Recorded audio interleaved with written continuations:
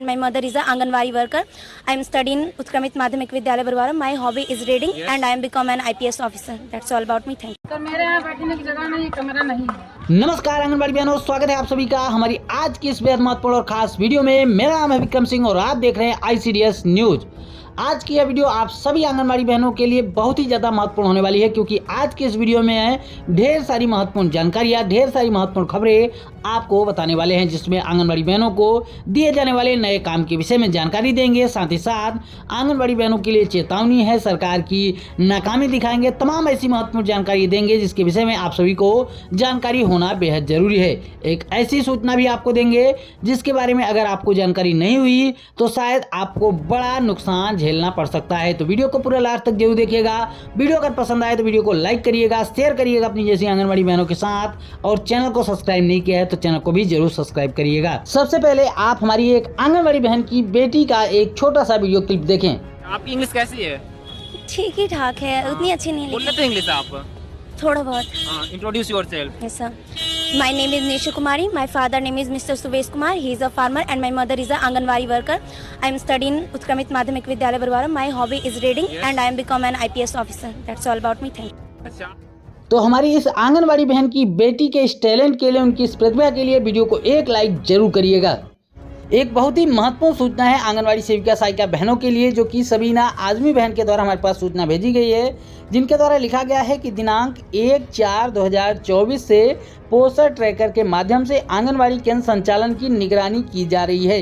यानी कि 1 अप्रैल से ही आंगनबाड़ी केंद्र के संचालन की निगरानी पोस्टर ट्रैकर एप्लीकेशन के माध्यम से की जा रही है। जिन सेविकाओं के द्वारा पोस्टर ट्रैकर पर केंद्र ओपन नहीं हुआ है, उन सभी केंद्रों को बंद मानते हुए सेविका सहायिकाओं के मानदेय पोषाहार की कटौती करने के साथ साथ स्पष्टीकरण भी मांगा जा रहा है। अब तक पूरे बिहार में 18,000 सेविकाओं पर कार्रवाई हो चुकी है। इसके लिए आप सभी केंद्र पर रहते हुए पोस्टर ट्रैकर पर केंद्र ओपन करें और पोस्टर ट्रैकर पर फोटो भी सेंड करें और कार्रवाई से बचते हुए प्रोत्साहन राशि की हकदार बने।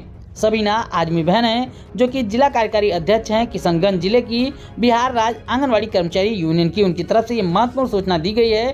तो आप सभी को इन बातों का ध्यान रखना है कि आपको अपने आंगनबाड़ी केंद्रों को खोलना है। खोलने के साथ साथ पोस्टर ट्रैकर ऐप पर जो आपका जैसे कि अटेंडेंस दिया जाता है उसको देना है, आपको फोटो जो अपलोड करना होता है वो भी करना है, ताकि आपका मानदेय भी न कटे और आपको हर चीज़ें समय पर मिलती रहे और आपके आंगनबाड़ी केंद्र को बंद न समझा जाए।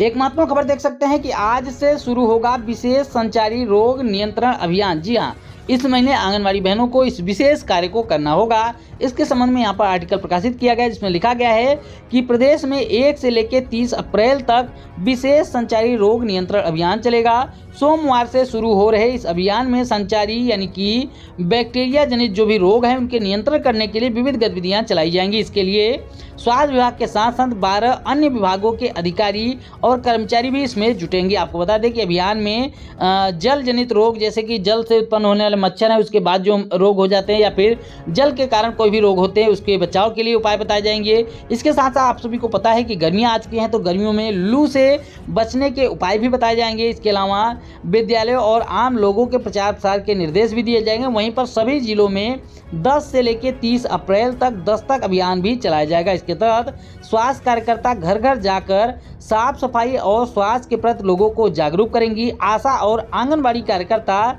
घर घर जाकर बुखार, इन्फ्लुएंजा, लाइक इलनेस, इसके अलावा फाइलेरिया, कालाजार, इसके अलावा कुष्ठ रोग के लक्षण वाले व्यक्तियों, कुपोषित बच्चों का नाम, पता, मोबाइल नंबर आदि का ब्यौरा ई-कवच पोर्टल पर अपलोड करेंगी। यानी कि आंगनबाड़ी कार्यकर्ताएं, आशा कार्यकर्ताएं लोगों के घर घर जाकर उनके बुखार का चेकअप करेंगी। जिनको भी बुखार है या फिर कोई फाइलेरिया रोग है, कालाजार है या फिर कुष्ठ रोग जैसे कोई भी लक्षण दिखाई देते हैं तो उनकी सूची बनाई जाएगी। इसके अलावा यहाँ पर बताया गया है कि उनका नाम, पता, मोबाइल नंबर आदि का जो भी ब्यौरा है उसको ई-कवच पोर्टल पर अपलोड किया जाएगा। मलेरिया मुक्त होंगे 15 जिले, जिसमें 15 जिलों का नाम चिन्हित किया गया। इसमें अमेठी, चंदौली, सहारनपुर, मथुरा, चित्रकूट, महोबा, रायबरेली, मैनपुर, ललितपुर, बस्ती, गाजीपुर, आजमगढ़, देवरिया, जालौन और अंबेडकर नगर शामिल किए गए हैं।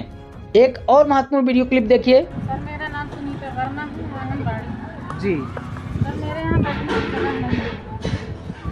कैमरे की तरफ होके बोलिए। सर मेरे यहाँ बैठने की जगह नहीं है, कमरा नहीं है। कमरा बच्चों को नहीं लेकर बैठने कहाँ की बैठें? नहीं यहाँ आंगनबाड़ी केंद्र नहीं है? आपकी बिल्डिंग नहीं बनी है? कितने बच्चे आते हैं आपके? सर हमारे यहाँ 20-25 बच्चे आ जाते हैं। 20-25 बच्चे आ जाते हैं 50 बच्चे नामांकित हैं। हाँ। ये ध्यान देने योग्य बातें हैं कि ये आंगनबाड़ी कार्यकर्त्री हैं और ये पैर से विकलांग भी हैं। इनके रजिस्टर में 50 बच्चों की एंट्री है, पर आंगनबाड़ी का भवन या कोई रूम निर्धारित नहीं किया गया है, जिसके लिए आप बहुत ज़्यादा ही परेशान हैं। इस समस्या को संज्ञान में लेते हुए अधिकारियों से हमारे संस्था का आपसे प्रार्थना है कि इस समस्या का निदान करें। तो पिछले 1-2 महीने में कई ऐसी खबरें निकल के सामने आ चुकी हैं जहां पर आंगनवाड़ी केंद्रों के पास खुद का भवन नहीं है, कहीं पर आंगनवाड़ी केंद्र टूटा हुआ है, कहीं पर जर्जर हो चुका है, पूरी तरीके से दीवारें गिर रही हैं, कहीं पर बच्चे पेड़ के छांव में बैठकर खाना खाने के लिए मजबूर हैं, कहीं पर उनके पास बैठने तक की व्यवस्था नहीं है। ऐसी तमाम खबरें लगातार निकल के सामने आ रही है। पेड़ों के नीचे बच्चे बैठने को मजबूर हैं। एक तरफ सरकार दावा करती है मॉडर्न आंगनवाड़ी केंद्र और मॉडल आंगनवाड़ी केंद्र बनाने की, और दूसरी तरफ केंद्रों के पास खुद के भवन नहीं हैं। जहां पर भवन हैं वो किस हालात में हैं, टूटे फूटे भवन हैं, बैठने की व्यवस्था सही तरीके से नहीं है, पानी की व्यवस्था नहीं है, गैस सिलेंडर चूल्हे की व्यवस्था नहीं, तमाम ऐसी चीज़ें सामने निकल के आ रही हैं। तो केवल क्या कागजों पर ही मॉडल आंगनवाड़ी केंद्र और मॉडर्न आंगनवाड़ी केंद्र बनाए जा रहे हैं, या वास्तविक हकीकत में भी, ज़मीनी हकीकत में भी कोई कार्य किया जाएगा? किसी को महल देने से ज़्यादा बेहतर है कि किसी के पास, जिसके पास घर नहीं हो, उसको पहले घर दिया जाए, आवास दिया जाए। किसी भूखे को खाना खिलाना ज़्यादा बेहतर है किसी को अच्छा खासा 56 भोग खिलाना। उसी प्रकार से पहले जिन आंगनवाड़ी केंद्रों के पास भवन नहीं है, उनके पास कमरे नहीं हैं, पहले उनको भवन मिलना चाहिए। उसके बाद मॉडर्न आंगनवाड़ी केंद्र बनाया जाना चाहिए और मॉडल आंगनवाड़ी केंद्र भी बनाया जाना चाहिए। लेकिन पहले जिनके पास खुद के भवन नहीं है, उन केंद्रों के पास खुद के भवन होने चाहिए। अगर आप सभी हमारी इस बात से सहमत हैं, हमारी इस बात का समर्थन करते हैं, तो वीडियो को लाइक करके अपना समर्थन जरूर दिखाएं। साथ ही साथ कमेंट बॉक्स में एस भी जरूर लिखें। आंगनवाड़ी बहनों, हो जाओ सावधान। जी हाँ, देश भर की आंगनवाड़ी बहनों के लिए एक बड़ी चेतावनी है कि आप लोगों को सावधान हो जाने की जरूरत है। अगर आपने अभी सावधानी नहीं बरती, आज इस चेतावनी के विषय में आपको जानकारी नहीं हुई, तो आपको भी भारी नुकसान का सामना करना पड़ सकता है। इसलिए वीडियो को पूरा लास्ट तक जरूर देखिएगा। चेतावनी यह है कि आप लोगों को आर्थिक नुकसान का सामना करना पड़ सकता है अगर आपने पहले से सावधानी नहीं बरती तो। आइए इस पूरी खबर को, पूरे मामले को आपको समझाते हैं, ताकि आपको भी समझ में आ सके कि आपको किन बातों से सावधानी रखनी है, किन चीज़ों को करना है और किन चीज़ों को नहीं करना है। तो वीडियो में लास्ट तक बने रहिएगा। अगर जानकारी अच्छी लगी है तो वीडियो को लाइक और शेयर भी जरूर करिएगा। ICDS के अनुदेशक ने सेविका से ठगे 70,000। जी हाँ, 70,000 रुपये। वैसे तो कहने को एक छोटी धनराशि है, लेकिन उस महिला के बारे में सोचिए जिनके पास महज 5,000, 7,000, 6,000, 8,000 रुपये का मानदेय हर महीने नहीं मिल पाता हो। उनके लिए 70,000 रुपये एक बड़ी रकम होती है। ऐसे में अगर उनसे इस 70,000 रुपये की ठगी कर ली जाए, 80,000 रुपये की ठगी कर ली जाए, 20,000 रुपये की ठगी कर ली जाए, तो वो बड़ी बात होती है। तो आइए पूरी जानकारी के समझते हैं। यहाँ पर लिखा गया है कि SDPO और CDPO को आवेदन देकर गुहार लगाई जा चुकी है। ये खबर भास्कर न्यूज में प्रकाशित की गई है। लिखा गया है कि बगहा 2 ICDS कार्यालय में कार्यरत अनुदेशक ने एक आंगनवाड़ी सेविका से 70,000 रुपये की ठगी कर ली है। अब ठगी किस प्रकार से की गई है, आइए देखते हैं। पीड़ित सेविका ने इस बाबत में वरीय यानी कि उच्च अधिकारियों को आवेदन देकर शिकायत की है। आरोप यह है कि अनुदेशक ने यह ठगी आंगनवाड़ी केंद्र को प्रोन्नत यानी कि प्रमोट कराने के नाम पर की है। इस मामले में बगीचा टोला स्थित आंगनवाड़ी केंद्र संख्या 339 की सेविका ने CDPO और SP बगहा और महिला थाना समेत वरीय पदाधिकारियों को आवेदन दिया है। आवेदन में सेविका का कहना है कि वह नव चयनित आंगनवाड़ी सेविका के रूप में कार्यरत है, यानी कि नई जो है आंगनवाड़ी सेविका के रूप में चयनित हुई हैं। जनवरी महीने में ICDS बगहा 2 में कार्यरत अनुदेशक ने उनके केंद्र को मिनी आंगनवाड़ी केंद्र से सामान्य आंगनवाड़ी केंद्र में प्रोन्नत कराने के नाम पर ठगी की है। यानी कि जो पूरा मामला है वो मिनी आंगनवाड़ी केंद्र का है, जहां पर तमाम ऐसी आंगनवाड़ी कार्यकर्ताएं हमारे पास भी फ़ोन करती हैं, मैसेज करती हैं और पूछती हैं कि भैया हमारे मिनी आंगनवाड़ी केंद्र को कैसे मेन आंगनवाड़ी केंद्र में तब्दील कराया जा सकता है, या फिर कोई आंगनवाड़ी सहायिका बहन फ़ोन करती हैं कि भैया हमको कैसे प्रमोशन मिल सकता है। इस प्रकार के तमाम फ़ोन तमाम बार ऐसे हमारे पास भी आते रहते हैं। तो इस तरीके से आप लोगों को सावधान रहना है, क्योंकि आप लोगों के अंदर क्यूरियोसिटी रहती है कि आपको कैसे प्रमोशन मिलेगा। अगर आपको इसके लिए पैसे भी देने पड़ जाते हैं तो आप लोग इसमें संकोच नहीं करते हैं। इस बात को आपको ध्यान में रखना है। लिखा गया है कि आंगनवाड़ी से मिनी आंगनवाड़ी से सामान्य आंगनवाड़ी केंद्र में प्रोन्नत कराने के नाम पर ठगी की गई। इतना ही नहीं, अनुदेशक ने पंजी पर हस्ताक्षर कराने के नाम पर उसे ऑफिस में बुलाया था, उसके साथ दुर्व्यवहार भी किया एवं जोर जबरदस्ती करने का प्रयास भी किया। यानी कि न केवल पैसे की ठगी की गई बल्कि इनके साथ जोर जबरदस्ती करने का भी प्रयास किया गया, उनके साथ दुर्व्यवहार करने का भी प्रयास किया गया। इस संबंध में इसने जब घटना की जानकारी अपने पति को दी तो पति अन्य सेवारत हैं जो कि कहीं और कार्य करती हैं। पति के घर आने पर इस मामले में CDPO सहित महिला थाने में आवेदन देकर न्याय की गुहार लगाई गई।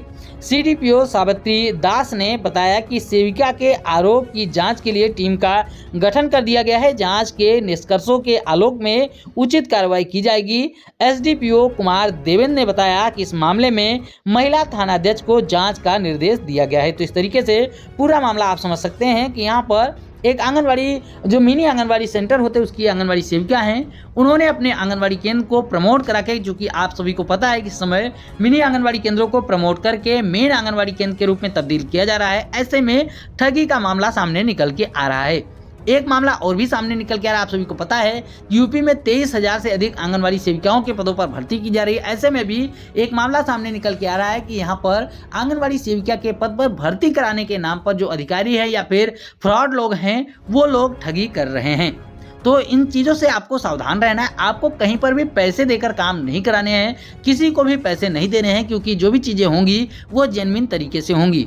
हाँ, हो सकता है कहीं पर पैसे देकर काम होते हों, लेकिन अगर आप पैसे देते हुए पकड़े जाएंगे तो आपके ऊपर भी कार्रवाई की जाएगी। इस बात को भी आपको ध्यान में रखना है। और किसी को भी, चाहे वो अनुदेशक हो, चाहे किसी भी अधिकारी हो, कोई भी अधिकारी हो, आपको इस तरीके से पैसे नहीं देने हैं, क्योंकि किसी एक के हाथ में प्रमोशन या फिर कोई और चीज़ नहीं है। इसलिए आप लोगों को इन चीज़ों से बचना है और कहीं पर भी ऐसे पैसे किसी को नहीं दे देने हैं, क्योंकि आपने अगर ये पैसे दे दिए तो निश्चित रूप से आपको ये पैसे अब वापस मिलने से रहे। हम उम्मीद करते हैं कि हमारी आज की यह वीडियो आपके काम की रही होगी। वीडियो अगर पसंद आई हो तो वीडियो को लाइक जरूर करिएगा, शेयर करिएगा अपनी जैसी आंगनवाड़ी बहनों के साथ, और आगे भी आंगनवाड़ी से जुड़ी हुई ऐसी ही महत्वपूर्ण खबरों को पाना चाहते हैं और अभी तक चैनल को सब्सक्राइब नहीं किया है तो प्लीज़ चैनल को सब्सक्राइब भी जरूर कर लें।